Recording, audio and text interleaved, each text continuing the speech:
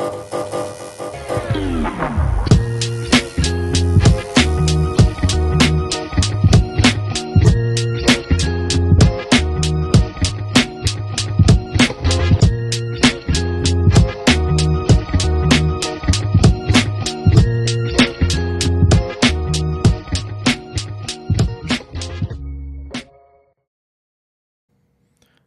episode is sponsored by Jacobson Real Estate Company. Are you ready to find your dream home? Or maybe you're thinking about selling and want the best deal possible? Well, look no further. At Jacobson Real Estate Company, we make buying or selling your home smooth, stress-free, and exciting. With 50-plus years of experience and a deep knowledge of the Winona, Minnesota area market, we specialize in turning your real estate goals into reality. Whether it's finding that perfect neighborhood, negotiating top dollar for your property, or answering all of your questions along the way, we're here for you. Plus, with our personalized approach, you're not just a client, you're family. So why wait? Let Jacobson Real Estate Company open the door to your future. Call us today at 507-313-2716 or visit our website at jacobsonrealestatecompany.com. Because your next chapter starts here. Buy, sell, invest. Jacobson Real Estate Company. Welcome to this week's edition of Brews Cruise. I am your host, Chris Jacobson, and today we are catching back up with a familiar guest, Andre Klonecki, whose story has turned actually a very sharp turn since the last time he sat here with us. A year ago, we talked about his leap into the restaurant world and how he got started with the Blackhorse and the grind behind building a local favorite, which it absolutely is a local favorite here in Winona, and also the joys that come with feeding the community as well. But since then, everything has kind of changed for Andre. His restaurant had burned down not too long ago, but instead of closing that chapter on the book, he's picking up the pieces and he's writing the next chapter in the Blackhorse. So right now he's in the thick of rebuilding, reimagining, and also refusing to give up on his vision that has started with the Blackhorse long ago. And we're going to talk about the loss, grit, and creativity that comes with coming back stronger than ever before, when literally the walls burned down. So, Andre, I want to thank you for coming back in and talking about something that's, I assume, very personal for you since it's your restaurant and a local favorite for years past. So thank you for coming on in and actually talking about this situation. Yeah, definitely. I'm glad to be here and kind of let everybody know what's going on. I think that's awesome and fantastic because there's a lot of rumors out there that I've heard. I'm sure you've heard more than I've heard. So it's actually good that you come in and maybe squash some of those things. But before we do so, as always, you requested some whiskey, and I actually got Watkins, just some Kentucky bourbon whiskey with a little orange spice to it. So right. I've only had like one drink of this. I'm not even sure if I had it on the podcast, but I chilled it so we don't even need ice. So you just pour whatever you'd like in yours, and I guess you have water there in case you need a water at all. But also, today, I know it's when this comes out, it'll be 2 weeks, but it's also Veterans Day, and you're a veteran as well. So thank you for your service, and I'll cheers to that. Yeah, everybody, a lot of people don't know that about me. Yeah. You told us, I think, the last episode you were on. So, question for you, though. Do you like when people say thank you for your service, or is it kind of redundant? I do like it, and I do appreciate it. I don't go over the top with it and gloat about it that I am I respect what others have done and before me as well as what I've done. So I think that's where I like to leave it. Yeah, and I think a lot of veterans are exactly the same as you say there. They're like, I'm not in it for any glory or anything like that. This was the choice I made to serve my country when you did. Absolutely. And so now you're back here. You were on episode 44. So this is about 60 episodes ago, because I think this is going to be 104 if I remember right in my head. So If anybody is out there that heard the first one, you know who Andre is. But if you haven't heard episode 44, it might be a good time to go back and revisit that one. But before we get into it, I'd like to just have you give me, or give actually the audience, a very brief synopsis as to what the Blackhorse was in Winona. Well, it was actually a very hopping place, for just about any event, restaurant, dining, everything from live music to sand volleyball to midget wrestling, as we've covered before. Yep. So it's a little bit of everything that comes in place. It can have that weekend supper club attitude with the fish fry and prime rib and salad bar, and also just be kind of chill, laid back, come in for some wings and burgers or sandwiches. Yeah, and the way I always think of it in my head is that the Blackhorse is always like a jack of all trades. Like you said, it had the supper club feel. However, there's entertainment, and actually on one of my previous episodes when Nico's was on, that was when you had concerts there with Aaron Carter who came in. Yep. And the way we met was because you had not midget wrestling, but full-size wrestling. Full-size wrestling. That's how you and actually me became friends and met. And then you've had midget wrestling. You've had Bargo, which I've come there and had a fun time. But it's really, in my mind, it's where a lot of people from the community come, because every time I walk in that door, someone knows me, and I know when I'm there, everyone knows you. So it's one of those community places.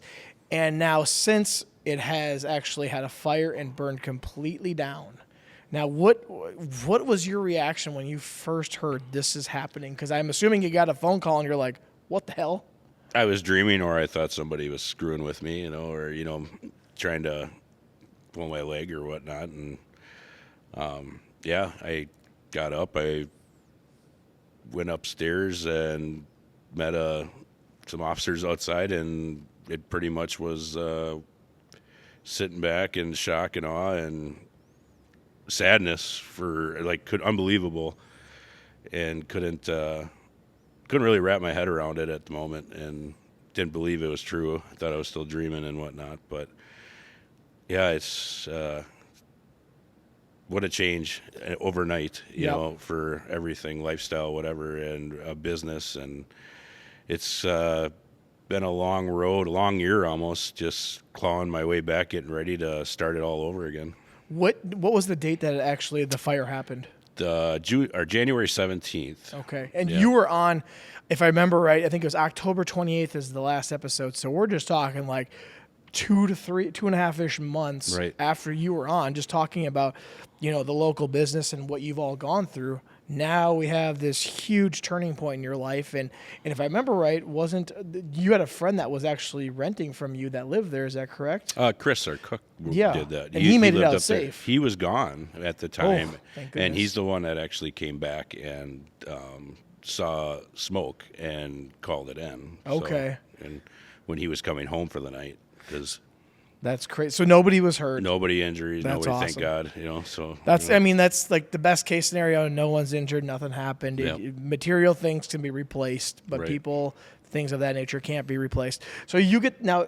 Do you live close by? I live really close by, across the street. In fact, okay. So it was, very close. So when you got the call, did you walk out and it was in flames? No, it wasn't. Nothing was really, it was, you could see smoke coming out of the building, but nothing in flames. And then it was only a matter of maybe 20 minutes until you started seeing flames coming out of the back end of the building. Oh, so this was like as the process was happening, and then you've watched it basically burn down. So I can only imagine what's going through your mind. You're like, what is next? You're like, you don't even know what is next. I don't know. I pretty much locked myself in the house for 3-4 days. Didn't want to talk to anybody, and I didn't know what to do, know what to say, and sure. So it was kind of I had reporters knocking on my doors. I had everything. It's like get through the next few days, and then take a deep breath and try to go from there. But it took a long time for me to feel normal. Yeah. Well, because you're used to going there probably almost every single day. Every single day. That's my life. I spend more time there, at work than I did anything else. So.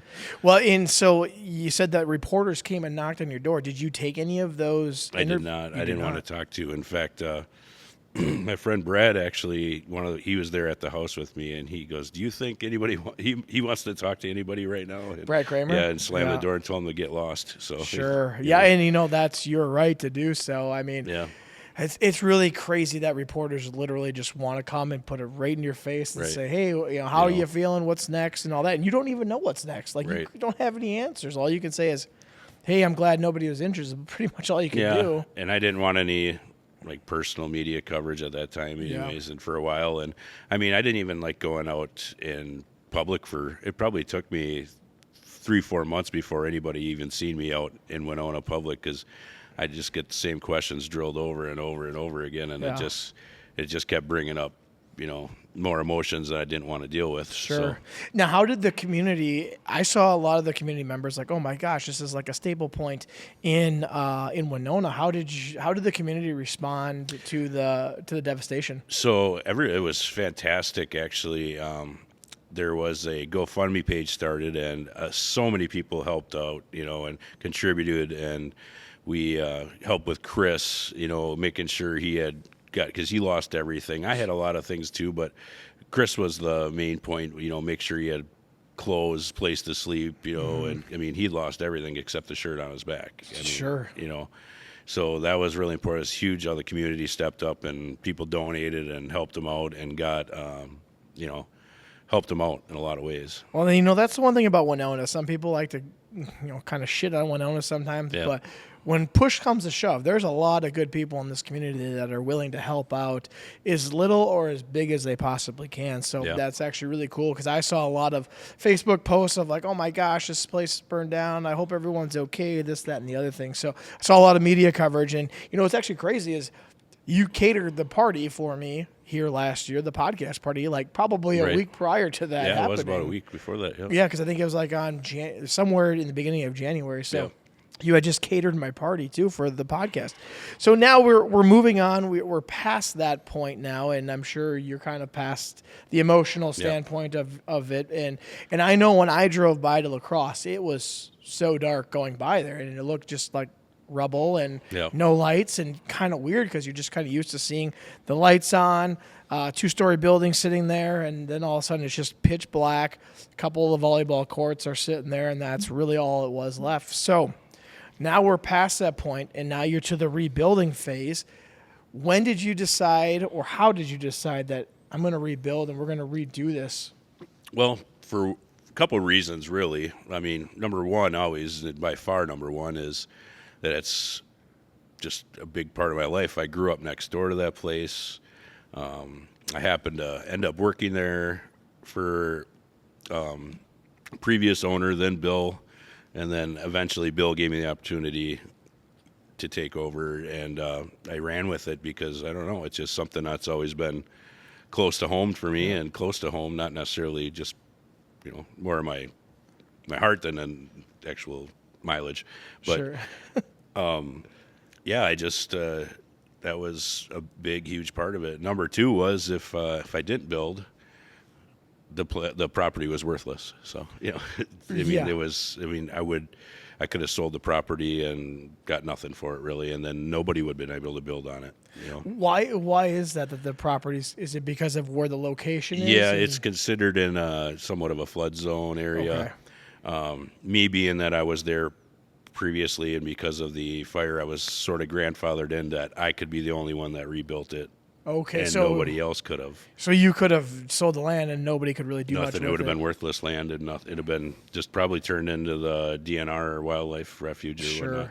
Yeah, and I remember, we'd go there in the winter months, and obviously a lot of water kind of builds up down there, and then it kind of freezes over, and so I understand how that is. And when a lot of people don't understand, but Winona is actually a lot of swampland, especially on the east side, like even where Menards is, Walmart is. That was all swamp that they filled in, I believe, with dredged sand is all it is. So it would have been worthless, basically, if you didn't rebuild on that. Okay. So now when you're looking at the rebuild, what is something that you look back on the first location and you're going to miss? You're going to miss something from that first location, the original Blackhorse?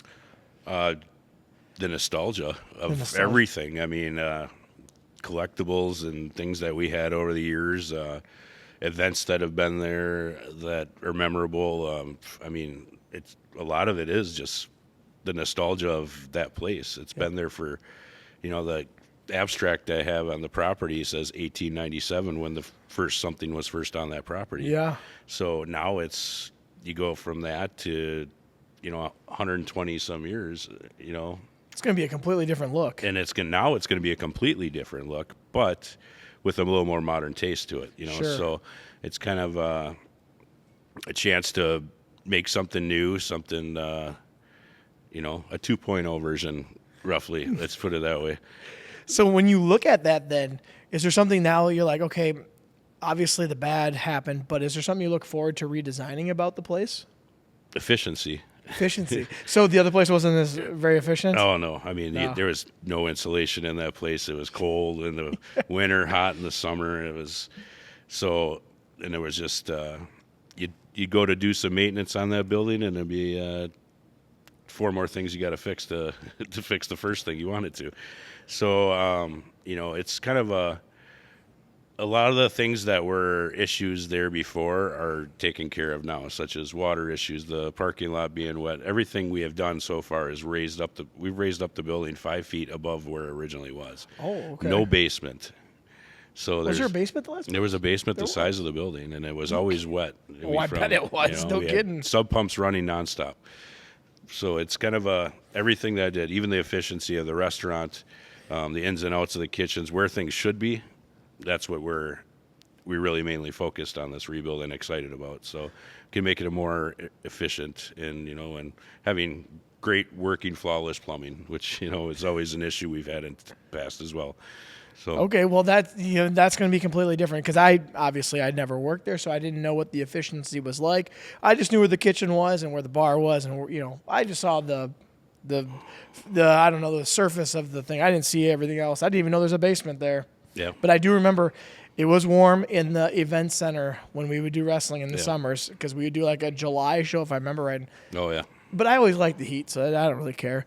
Now, I'm sure a lot of people are going to wonder, is volleyball still going to be a thing there? Absolutely. Okay, because so this last year, and I'm not knocking going over to Fountain City and playing, but it didn't have, and I know there's people on my team that could say the same thing, it didn't have the same atmospheres we were used to. And we joked around a lot because when we were always at the Blackhorse, we always laughed because Kid Rock seemed to be on the playlist all the time outside. So we're like, we need some Kid Rock going.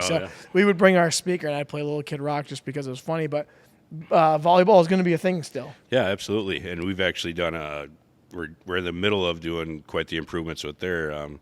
We got rid of all the railroad ties, and we're putting a concrete block and squaring off. It's up a level with the building, all the courts will be. So that's one fun fact about the building. There is not one step in or out of the place or anywhere in the property. Everything is going to be completely level. So you'll be walking out the back door. We have a nice 80 by 15 foot square patio that we have poured already in the back. And then we're going to have 3 volleyball courts. All brand new sand piled 4 feet higher than the previous sand. All right. So no steps down to the courts, new nets all the way around. So, it's been a fun project so far. So we'll be definitely ready to go in the spring for it. So you just talked about it's been a fun process. What are some of the fun aspects that you're having redesigning everything? Because there's no way to bring back the nostalgia of what it was like, but what are some fun things that you've been working on to do to make it? I'm sure you're going to have some sort of nostalgia to it or some sort of little flair of Andre's flair to it because you're a local here, as am I. So you kind of understand what the people like and what they're expecting. What is some fun stuff that you've been doing just on the redesign? So a lot of the designing stuff is what we've had. I don't know if you remember, I had a lot of, animal mounts as well in the dining room and whatnot. I had, a deer, I had a cougar, I had but actually due to the loss of the fire, I've had several items donated to me already for when I reopened the model. Plenty of bucks and got some beavers. I got some raccoons, all stuffed, taxidermist stuff. So a lot of wildlife theme is kind of what I'm going for, with a little bit of a barn feel to it on the inside. Okay. A lot of bring back a lot of rough cut wood, some rusty steel as the siding and stuff like that on the inside. So so it's gonna have like a kind of an antique feel to it. Yeah, a little bit of western side to it too. Maybe a touch of Nashville or something, to it. Well, that's kind of cool because when you think of Blackhorse, you're probably thinking of like ranch cowboy Right. kind of place as Yeah. well. And I wasn't sure what to think of. I'm like, well, maybe you'll have a sports bar theme to it. It'll definitely be a sports bar as well, themed kind of with that and mixed in, Okay. because we always were the big, we did the sports, the big Vikings games on Sunday Yeah. specials. I remember know, those. Those so, were good. yeah. I come in there. It's like at one point it was like $20. This is pre-COVID, everyone. Yeah. Pre-COVID, it was $20 all you could eat, all you could drink for the most part, and then it went to $26, which was still a hell of a deal. And I know I said this in the last one. I'm like, God, I would go in there. I was hungry. I'm like, I'm going to eat everything. And by the time I had like one thing, I'm like, oh gosh, I'm already full. And Well, it's still the same burgers that you're getting that are on the menu, the big 3rd-pound burgers. Yeah, so it's they're not like- it's not a little cheap. we served the same food that we served on our menu for the special, so yeah. you weren't getting cheaped out at all.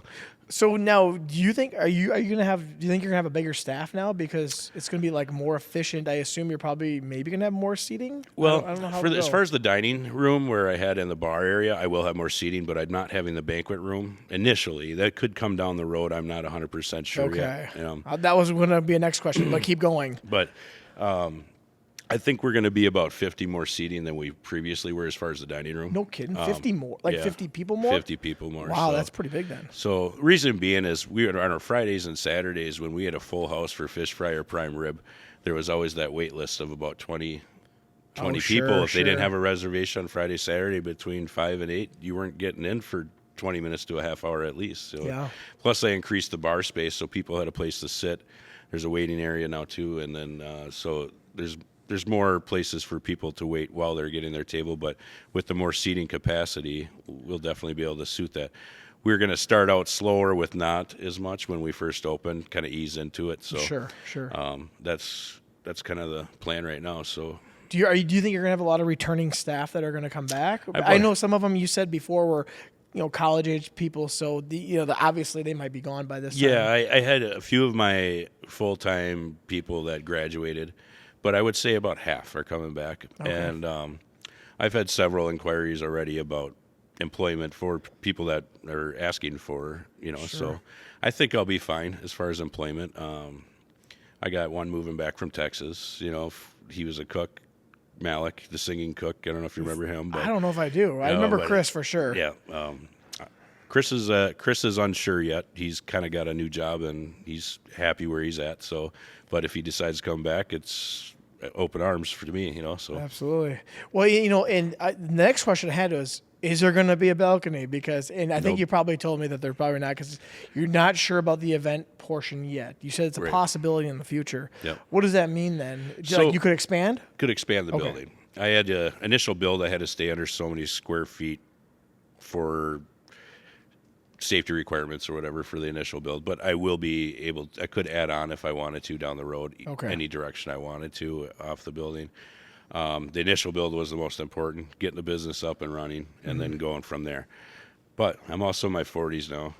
I don't know how much. That was a lot of work having that event center and the restaurant as well. So Well, I heard you big, and I know, and I've seen from firsthand, but I know you were there till like close, which close here in Winona in Minnesota is 1 p.m. Yeah. Obviously, by the time you're done, you're probably talking 2, possibly 3 in the morning. it could be sometimes, yeah. So sometimes if I don't have a big event and, I have my days where I just like, nah, I'm going home early tonight. I'm going home early, but for the most part, I was there pretty much till close every night. So Sure. So now you think with this, you might be able to have a little bit more steady schedule of like, I Yeah. know when I'm going to be going home. we're going to start out small and work our way bigger. And What does see- that mean? What does that mean? So starting small, meaning I'm going to start out the menu a little smaller. Yep. I'm going to start the seating capacity a little smaller, but I have the room to expand it already where it's at.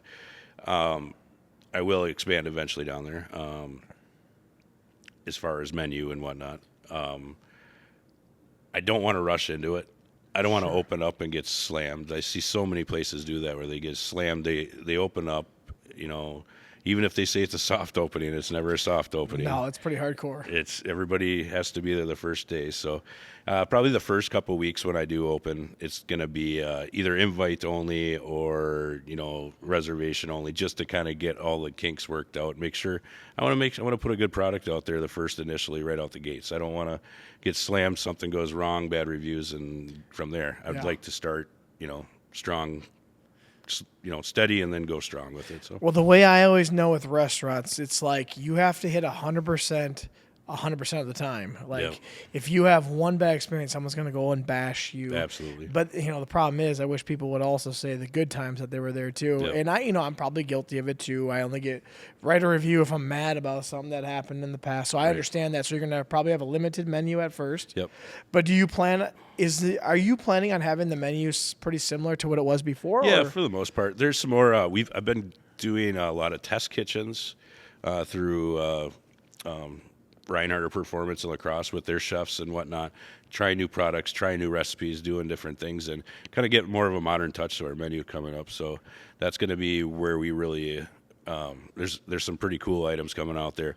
I'll have a teaser out here in about a month of the new menu, but there's going to have a lot of the old classic favorites that everybody loved. Our Friday fish fry, our Saturday prime rib, of course. Yep. We got our shrimp night. That's the three that people ask about. So those are the three main ones that the old Blackhorse was everybody asks. Everybody asks that. Those are three.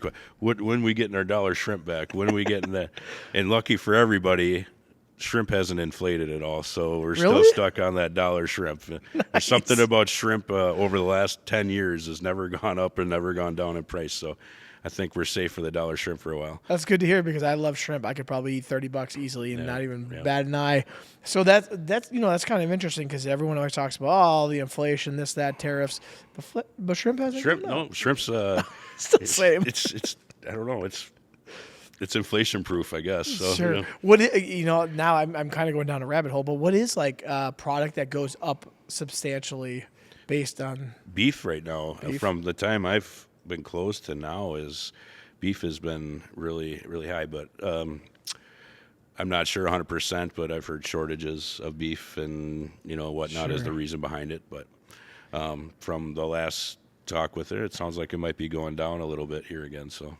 Okay, so volleyball, there's going to be 3 courts, you said. Yep. So there used to be 4, I remember. Correct. That. Is it because the building's going to be bigger? No, I chose to just downsize it a little bit to make it more, I don't know, just more comfortable around the building. Sure. Not so spread out and whatnot. I never was completely full Wednesdays and Thursdays with the 4 courts anyways, so I'm hoping that I can move that Monday, Tuesday some over to the Thursday, Friday to even it all out. Okay. Well, and that's really cool because I know that's a big staple point. And in the summers, in the Blackhorse, it was like volleyball. It was going, I know, Monday through Thursday roughly is always what it was. And I played on Monday nights, usually in co-ed. So it was always a fun time. It's just a fun atmosphere. Now, I remember at the old Blackhorse, you had a bar that was out in the back for those volleyball people to come order. Right. Will there still be that then? No, but the build and the access that we designed with this new building is the back door that's on the patio is only about 15 feet from the bar. So you'll be able to open up the back door and go right to the bar. Oh. So it's really accessible. We'll exchange rather than having the bartenders outside by having cocktail servers or servers alone, just being able to cater to the volleyballers. That's fun because I know that's a big thing. You get your buckets of beers. You have your competition with how many beers your team can drink. So bucket races, bucket races. You got to make sure you have the access point to it too. And so the redesign, it sounds like it's going to be completely different than what everyone probably imagined the original Blackhorse to be. Yeah. It's going to be a big open floor plan. The only walls in the place are going to be the kitchen and the restrooms. So it's going to be a pretty open concept. Very open concept. What restaurant, like franchise one that people would know, what would you compare it to, like a Buffalo Wild Wings, or how would you compare the design? Compare the design to more of like a tilted or crooked pint or something, down on Alaska. They have they have the bars in the middle and they have the side, and then they have a gaming area, which will have a nice little small tiny arcade area. Well, I remember you were always playing Golden Tee against your buddies. I'm missing that game right now. Yeah, I always wanted one of those ones because, now you get like the 55-inch TV and then you just get this console, but it was so much more than what the original Golden Tee in 2004 was like. So you're going to have a gaming area, a bar area, a seating area, volleyball. Anything else that's new that nobody is expecting? Not off the top of my head, really. No. I can think of right now, but just having something more newer and modern, efficiency. new systems in place as far as like point of sale systems, wireless systems, and Sure. something more updated things. Well, I remember the waitresses would come around with a pad and paper, old school yeah. style. Yeah. Heck yeah. So now with the equipment, you can put the order in right in a palm, like basically Yeah. a cell phone, it looks like, and Yep. it prints right to the kitchen, and you don't have to make that extra step. A lot of time saving things. So Now you're gonna still have my good beers there from Surly, right? No, we're working on that. Yeah. Okay, okay. My Axeman was always the one I'd come in. We'll and see. Get. We'll see what the distributors got for me when the time's to come That's to true. bring the beer in. So. Do you plan on having like the same like amount of different types of beers on I tap? think we're focusing on around 12 to 16 right now for. Well, that's good, tap, though, I a think. good variety of them. There's nowhere in Winona that has that except for maybe River City Grill. River City has, I think, 20 or something like that. Yeah, but, that's one I can really compare it to. But yeah, we're thinking between the 12 and 16 mark. I had 14 before. That's Okay. what I had before on tap. So Now, I may have asked you this question back a year ago, but how do you decide which beers you're going to have on tap? Do I just come in and test them and tell you, or well, I do take a lot of people that their advice or what they suggest Yeah. and whatnot. And if I get more than one person suggesting one thing, I don't want some beer that's flown in from Egypt just because one guy likes an Egyptian IPA. the pyramid, Right, the pyramid pyramid or something. lager? But plus your beer reps have a lot of insight of what people are drinking as well. Sure, So- they probably have stats that tell you. So they know what's good, what people want, seasonals, what sells better, and but a lot of it comes down to which distributors they have, and sometimes the distributors will pay to install the line work, and then they want majority of the lines if they get it. So sometimes they have a little pull in it. Okay. But yeah, we'll see. I like to even it out a little bit, but Do you think you'll have events there? Like, are you still going to do like the all you can eat like for the Vikings games? Do you something along. Well, yeah, like that? we'll do something like that. I'm not sure what yet. Everything's going to be kind of reanalyze everything when it comes to the time. And Sure. I do have 2 weddings booked already. Already. Yep. So how does that work then? We'll just close to the public those days. So we are doing Okay. we're doing events.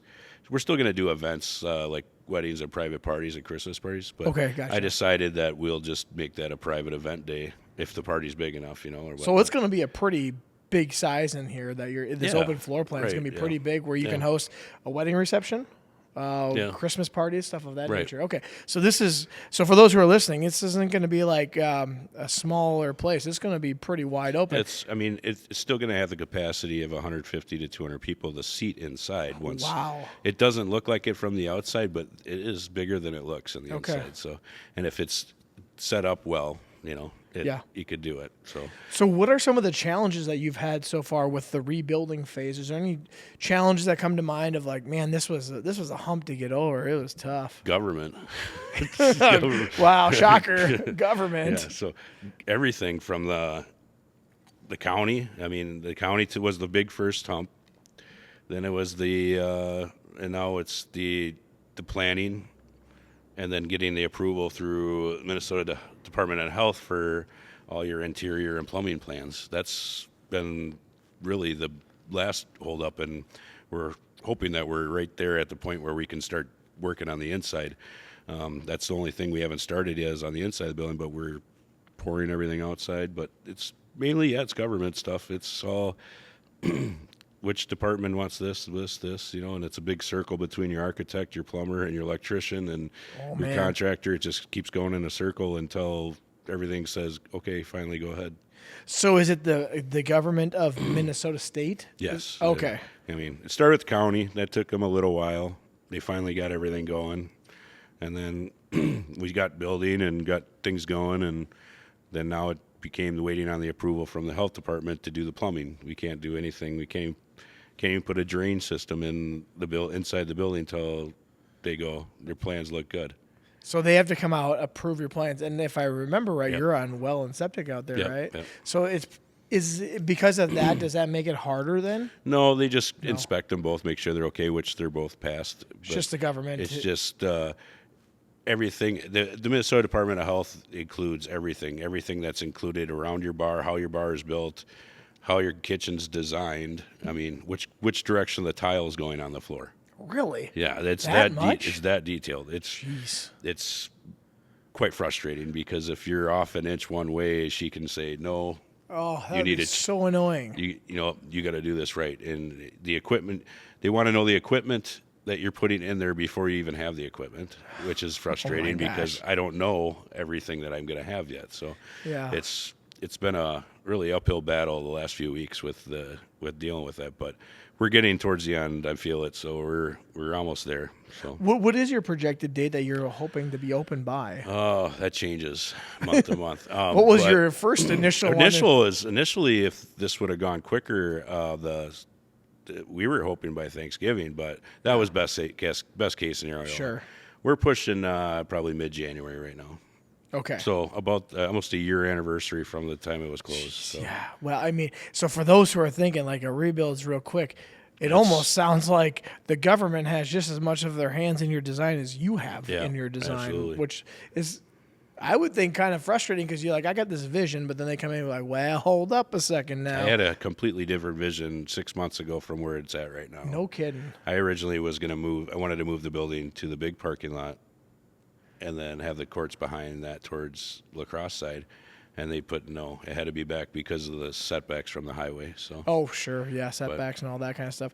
Well, that's got to be frustrating but you're working through it. yeah, So it is. It's still going to be great either way. So I'm is excited. it hard to work with the government in your mind? Is it like frustrating? Or They don't answer phone calls. They only answer emails, and they only answer emails when they feel like they want to. Oh, Sometimes it feels it's frustrating. It's like getting a hold of God. It is. It is. I mean, and then in mid-process, someone takes a vacation in the week. During the middle of the week, either one or the four people you have to get through the circle. Oh, it seems like gosh. one of them's always on vacation. Well, so now have you since the fire happened and now you're on the rebuilding phase? What's the community's support towards you, or is there negative support as well? Or I haven't heard much negative. I mean, No? That's good. no, I don't think there's any negative to it other than the negativity from those that were before. But Sure. there's always those ones. But as far as everybody else, I mean, it's nothing but positive reinforcement on this whole deal. Everybody's excited for it. Everybody that I talked to, like I said, there was that phase where I didn't want to go out for 3 or 4 months. Now I'm excited when I go out and when people ask questions and talk about it because I'm excited to talk about it now. Yes. Where this is like I'm ready. Like this is where I want to go. And so much so that you actually contacted me and said, I'd like to get back on and talk about this. So Yeah. that's awesome from those 3 Yeah, months. I feel like I wrote a bunch of answers to everybody because you hear what you want to hear, they hear what they want to hear, but There's a lot out there. No pun intended, but you want to hear it from the horse's mouth. Yeah, no kidding. The horse's mouth. Do you plan on doing like events for like pay-per-view events? Because I know it's kind of like a weird thing. Like nowadays, you got to buy like a huge package because there's a whole bunch of people there. Yeah. I know because I know you're a wrestling fan. You're a Yeah. WWE fan, so I don't know if you'll try to have events there because sometimes you got to pay like this a substantial amount Yeah, of it's money. the pay-per-view programs and stuff that you want to go through, like a UFC fight for a bar or restaurant. It's like $5,000 they want you to Holy pay. cow. That's It all goes by capacity. So if it was bigger, like I'm saying from when the Blackhorse was before, $5,000, and it's illegal for you to charge a cover charge. So how would you recover that $5,000? Yeah, that So I remember that. It's simple like that, but sometimes the TV might hit the wrong channel one day. You And never know. You never know. Everything's so easy with apps these Right. days. We won't say anything about that though. Right. But I do remember when that time kind of switched. I think it was like 2012. I was in Atlanta, and I remember Buffalo Wild Wings would have WWE Yeah. on. And then all of a sudden, it seemed like about 2013, somewhere in there, it was like they couldn't do it at all unless they paid the substantial price, which you just told me could have been upwards of $5,000-ish. Yeah. I mean, don't get me wrong. Winona supports the Blackhorse and always has, but I don't think you can make $5,000 in a No, night. absolutely not. I mean, even with seating capacity, like you would have to be cranking out food all day, every day, just to make $5,000 a night's a lot to do in sales on any night. I mean, Right. just for a restaurant, Yep. So, weekends you can hit that, but then you're not cutting in all your costs of doing business either. So, Well, and so I want to go on to you're obviously the owner of the Blackhorse. How has your have you thought of yourself differently now as going through this as a stronger leader for all of your employees, showing that like, hey, I can overcome this kind of stuff, and we're going to rebuild, and we're going to be better than ever for this community? There's a lot of things I've learned along the way. I could definitely tell you I'm more educated on a lot of processes over this year of how things are supposed to be done, how I should have been doing them, to now, oh, this is the way I should be, or should have been doing this the whole time. And just a lot of little lessons learned from doing stuff from, your payroll to other things that I wasn't really following, I should have been, but Sure. But now everything is all up to where it needs to be. I've dealt with everything, like with accountants, taxes, all that stuff now, and everything's good. So, Okay. So a lot of things I learned, like, oh, no, I wish I would have known that 10 years ago. Yeah. To now where I'm like, all right, I'm ready to go. As far as employees and staff, I don't know. I think I handled it pretty well before, but, some will disagree, some will agree, Yeah. But I've always been a leader there as far as everybody else. I'll do any job that is. I said I'll never give anybody a job that I won't do myself. So That's very good. That's what Vince McMahon always said Yeah. too. So, what was the shocking thing that you didn't know the most about? Was like kind of a payroll situation, or was there one that you really learned to go, "Oh gosh, I had no idea"? Well, just documenting certain things, like when you purchase things like Yeah. equipment and whatnot. So when it came down to when I had to do all the insurance stuff, I was way underinsured on a lot of things. Oh, really? So And you're talking about when it burned down? yeah, that after part? the Okay. fire and stuff. So I learned, like, wow. I mean, I guess when I bought this, I should have included that in my insurance policy every year update, and I Sure. never did that. So, I lost out probably a couple $100,000 because I didn't do it right. So it Yeah, was a okay. very hard lesson to learn, but I know now going forward, if, just to have my ducks in a row better. Well, you're literally learning from the ground up. Yeah, right. Physically, mentally. Now Yeah. it's not you're just stepping into a business. Now you're stepping into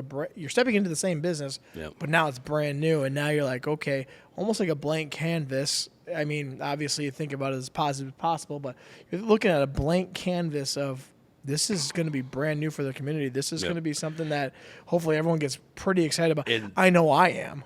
I know one thing I should mention too is my wife. She's 50% invested with me on this, so she's in it with me 50-50 all the way now. So before, she was there with me supporting me, but now she's taken on the role as she's going to be 50-50 owner with me. So she's going to Okay. and put in the work and everything with it as well. So, Well, I mean, I remember she used to work there, and I think she was the kind of bartender, waitress. Yep. Is she still going to be doing the same Yep, things? yep. But still a lot of she still wants to do the bartending and stuff Yeah. as well, but more of a front of a house manager where I plan on taking more time and putting more effort into the kitchen. So Okay. Now, I want to go off of, as we're starting to kind of wind down here, there's a lot of rumors that have been out there. I'm not going to say what they are. I'm sure you've heard them, but I think a lot of people would like to hear clarification on any weird rumors that you've heard out there. I know you probably have a shit ton of them because I've heard some of them, and they're probably even more basic than rumors you've heard. Is there some weird rumors that you've heard out there that? are Oh, yeah. a squash. Let's just squash it now. oh man, you got another hour? No, I'm kidding. No, you have another hour. I do. No, oh man, where do you start? Just,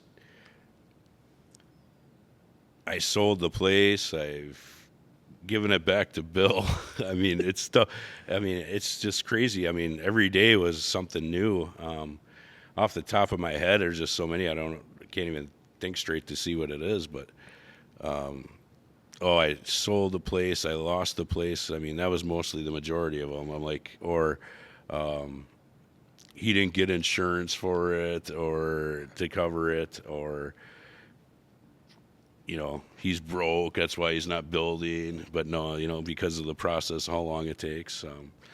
Well, set the record straight. I do have an investor, and he is helping me out with it, and and it's a good partnership. So So you'll be going into this with a partnership. somewhat more of a silent partner in Silent it, partner. but Okay. he's definitely helped me out with it. And Lance Still, a contractor, he's been nothing but great help and support with it as well. He's really helped me along the way, make sure this project moves smoothly. So Is he a silent investor or No, he's just the builder? He's just the builder. Oh, gotcha. So, Okay, sounds good. but he's definitely part of the whole progress. The process too. So, Well, you're friends with him, right? yeah. So is it a lot easier working with someone you know to rebuild? Not necessarily. No, not really. No. I thought maybe No. like you guys are like buddies, like, hey, I have this idea. We've almost choked each other out a couple times already. So, but no. But when it comes down to it, we usually just get together and talk it out, and then we're good. Like don't hold a grudge. So Yeah. It is what it is. We're both on high anxiety, stress, and everybody's when you get 50 people asking you the same question you don't have the answer for, where I should have the answer and I don't have the answer, Yeah. that's when frustration sets in, and then you start getting at each other because we don't have answers. And Yeah. it just, a typical friend fight, more or less. But it's Sure. like, you yell and argue with each other, and the next day you're like, hey, you want to go grab lunch? Yeah, Who knows? right. That's the best kind of friend to Right. have. So The rumors, when you had to deal with them, how were you feeling because everyone probably expected you. Oh, well, it burned down. You're gonna rebuild the next month or so. Right. It's not it's that not process. a house. It's not a house. It's not a house. It's a business. Business, right. And you have to, like you just said momentarily ago, you have to abide by rules from the state. Yep. You don't just get to say, I have to this is what we follow do. a strict guideline, and if I skip a step, they can make me go all the way, start back over again. Ugh. So, even with building on the inside, we're waiting on the plans to be approved to start on the inside of the building. Well, if we start before them, they could slap a $6,000 fine on me and make us dig up whatever we put down. So You don't want that. no, I don't want to do it over twice. So, but no, it's the rumors. They're rumors. You know what? It'd frustrate me at first, and then now a lot of times they just went in one ear and out the other. You've heard them so many times. You're It like, is. whatever, no big deal. What did they? At first, when they frustrated you, what frustrated you about them the most is that they don't know the actual. I'm like, true where do you story. even come up with this stuff? Like, Right. yeah, like where does this even come from? I'm like who would you? Who, I don't even know anybody who would say this to them to tell them that. Sure. Most of the time it was just like, oh, he's never opening. He can't open because of this, or this. Yeah. Like, oh no, it's just all.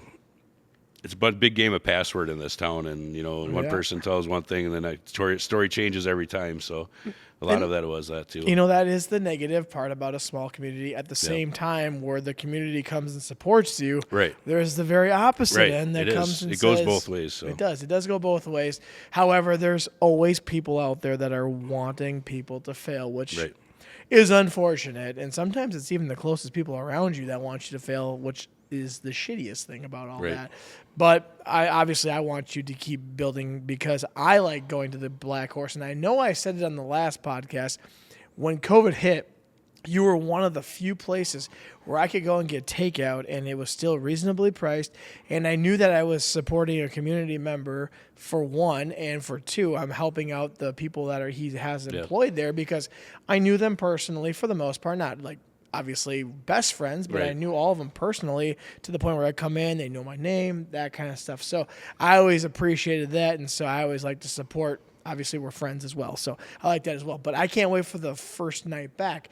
Yeah. Going with that, what do you expect your first night back to look like? Mayhem, chaos, I bet. everything going wrong like it always does. Yeah. Until you get everything figured out. It's kind of a. At least I've expected going into it, so I know what to expect. I guess expect the expected. But yeah, I'm just ready to. You got to go in. It's jump in and sink or swim. Yep. You're gonna get wet, go swimming. So. Okay, in your mind, what would be the perfect opening night? Let's talk about that then, because it's probably gonna go wrong, like you said. But what would be your ideal? A weeknight, maybe 20 people. Only Everyone's 20 happy. people I know, or that close friends and family. Yeah. All right. Order whatever you want, figure it out. Let's get this. See what we're missing, what we need, and go from there. So You talked about a soft opening, and maybe that's kind of it. Will you be?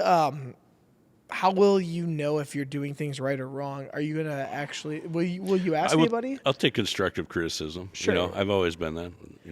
That's being in the military. That's all you grew up. That's all you get. All you get is constructive criticism. So, yeah, I can handle it. Sometimes I don't like it, but you just bite your tongue and move on. So Yeah. Do you think you'll give out like a survey during the soft opening? And say, that's actually a good thought. I didn't think of that, but it's something I could possibly, come on with your bill and just say, hey, what were some of the positives? Tell me what I could improve on. Yeah. So, we did discuss that possibly having it one of the first nights open be invite all the restaurant owners in town. Ooh, that's not a bad idea. And then have them critique and say, hey, this is what, because I think that's a good support thing. I think you should support other restaurants and other places in town, and, so I think that would be a good way to say, hey, what would you do better, can take that constructive criticism or just have more of a camaraderie thing too as well. So, well, and that's a good aspect. There's one thing I always say to myself, I will take atmosphere over quality a lot of the times rather than quality over a crappy atmosphere. Yeah. Because there's places I like to just go and they're like, my friends and family, they're like, oh, that food's not that great there. I'm like, yeah, but I like the atmosphere. Sure. I love being around the atmosphere of this. And you could literally go get me a hamburger from McDonald's and I'm going to be 100% fine for the most part. Yeah. Atmosphere. And sometimes the people that work there make a whole hell of a lot of difference compared to even if the food's not great. If the atmosphere and your workers are quality people that care, people kind of look past some of the quality sometimes of the food. You got to have 2 out of 3, I always say. What are your 3 criterias? 2 out of 3, you got to have the food, okay, the employees, and the atmosphere. Yeah. So, okay. If you get 2 out of 3, it's... Well, I mean, I always liked everything the Blackhorse had because you had your wings, and then there was a sauce that I liked. I think it was the bourbon barbecue. I can't remember, and that was always my favorite. So if you have that, and you have your same kind of staff where they're always very welcoming, and then the new atmosphere, I'm like, I'm all in on that part. Yeah, so definitely. The last couple of questions I have for you is, what advice would you give to a business owner who faced a disaster such as yourself? What is there? I mean, you've learned a lot in the last less than a year, even at this point. What is something you would advise someone else that maybe is going through a loss like this of their business? Patience. Patience. A lot of patience. Dot your I's, cross your T's, just about on anything that you do. Make sure, be prepared for it too. I wasn't, financially prepared for myself for that kind of, I should have had some nest egg money put away, which more than I had, so I could have survived longer, but definitely, I think those are some key points, but patience for sure. I mean, if you don't have it, you're going to go crazy. So. Sure. Who are some people that you leaned on for support? My parents for sure helped a lot. A lot of my friends, close friends, relatives around there, even other business owners too around town that, as far as community and stuff, they really stepped up and had my back through a lot of things. And, that's mainly people. It's just to keep the people, So. Sure. Yeah. That's tough. The patience part when something, goes catastrophic, it's hard because like you're telling everyone here and showing us, it's going to be roughly a year since this all happened. Yeah. That's a long time for some people to fathom. Yeah. What have you been doing in the meantime? Did you have to go get another job? I mean, this was your job. So yeah. Are you working? Did you have to work somewhere else? Yeah. Me and the wife both, we both help out at Swingbridge La Crescent. It's a restaurant inside the Best Western Hotel. Oh, I saw that place actually just not too we were going to go to the place next door. We work there part-time, just for some beer money and gas money and whatnot, so we want to. And plus, then we're not just sitting at home all day. And there's Chef Mike down there. He's just fantastic and taught me so much already, and I'm learning from him. And there's a lot of things that I'm going to implement that I've learned from him into the new place as well. So, it's something that we do. I've done DoorDash here and there. Sure. It's not really my cup of tea, but when you're bored and you want to get out of the house, you just turn on an app and you're going to go have fun with it too. So I enjoy that too. I just got to get out of the house mainly. So, what is one thing you think you've learned from working at Swingbridge that you're going to probably implement into your new business? Probably just different ways that I've done food and like different recipes and different. I've been so kind of tunnel visioned on this, for so many years doing the same thing, kind of the same menu. So Sure. now, to have some open mindedness on some other things and try different things. Watch the way he's done things differently than I have. Some things I like, some things I'm keeping the same way I had it before. But Sure. it's good to have some insight on new things. So I think people appreciate that. Obviously, they want their three main things, which it sounds like is the dollar shrimp, they want the prime rib, and the fish fry Friday. So those are three things that have to stay. But then you're going to possibly incorporate some. we new are ideas. adding pizza to the menus too. So we're Yes, going to be I love making pizza. homemade pizza. I love pizza. We've done that down at the test kitchen and whatnot. So, and I got another test kitchen coming up here next week again. So What is the test kitchen? What is it? So it's the chefs that are ran by the food distributors and stuff. We go into their kitchens and we try different products and different new modern recipes and stuff like that as well. We did one that was pizza and then a couple sandwiches last time. This next time we're doing seafood desserts and some couple different items and just different ways to make them and different ideas, different product ideas. Try different products. We tried 15 different pizza sauces recipes that we were going through that one day. Sauce to me is the most important part. That's Pizza just me. for sure. Yeah. Yes. Sauce and cheese. So the one thing I can remember is I used to work at the Green Mill, and their sauce was phenomenal. Yeah. Obviously, they're somewhat of a small franchise. Is it fun to go down and do those things? I mean, I enjoy them. Yeah, I bet. I mean, it's educational, but it's also filling. well, it's also filling. Yeah, you skip breakfast that day Sure, for sure. sure. I think we didn't even get through the pizza, and then they started putting out sandwiches and burgers in front of us, and we're like, I don't even know if I can do this. Yeah. But, Fatten you up a little bit. usually I try to invite. They don't care how many people I invite, so I just invite some friends and customers and employees with, and Sure. if they want to go with, and then that way I don't have to eat everything. So That's awesome. Now, before we end this, I want you to tell us if there's anything that we missed on this podcast that you want people to know about the new Blackhorse coming in. Is it going to be still called the Blackhorse? it's actually going to be named the Horse. We're dropping the Blackhorse as the Horse. as the course, so it's going to be the Horse. It's still everybody will still call it the Blackhorse, Oh, but sure, yeah. under business wise, we're naming it the Horse. Okay. But I mean, Was there a reason for it, or just because it's new beginnings? new beginnings. I mean, it's new fresh start. And like I said, people are going to call it Blackhorse, which I'm perfectly fine with. I don't care. It's always the Blackhorse to everybody. Yeah. It's always will be. But it's just on the business name, the Horse, and we got somewhat of a new logo with it as well. So Sure. We'll be releasing the menu and some new stuff here in about a month. We're kind of just making sure we got everything on pace for when we're going to open, so I can forecast all these things. So. That's awesome. Is there anything else that you would like people to know about this? I mean, you kind of squashed some rumors about, I can't afford this. This is happening. He can't rebuild. I mean, we're obviously rebuilding. You can go drive down the highway and see it's rebuilt. It's starting in the process. I mean, there's a million people I can thank for this past year that have helped and supported and gone through a lot of this with us. I mean, it means a lot. I mean, there's so many people, I can't name them all. Everybody that helped Chris out when the fire happened with the GoFundMe, and helped us out, helped keep us pay our bills as well. Yep. Just everybody that stood behind us all the way. I mean, that's all I can do is say thank you. And the gift cards are still good. So I know a lot of people have asked that question too. Are we going to be able to use our gift cards? Absolutely. Even the drink chips.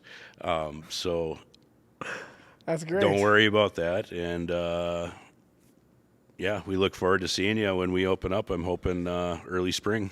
Well, I always feel like you've taken care of your customers, and that's actually kind of cool that the old gift cards and old drink chips are still good to go, even though it's going to be over a year before you open. A lot of them bought them right before Christmas that year, so Sure. there's a lot of them out there, and you know what?